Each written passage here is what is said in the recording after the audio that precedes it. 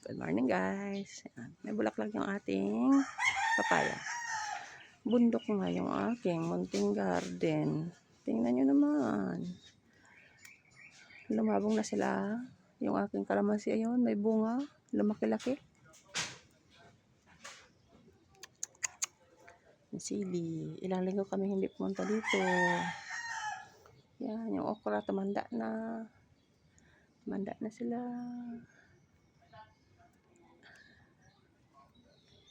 Kukuha ko ng talbos kasi sayang. Ayan, siyempre meron tayong bitbit. Ayan, tatanim ko yung tanglad, nabili ko yan sa palengke, 50 pesos.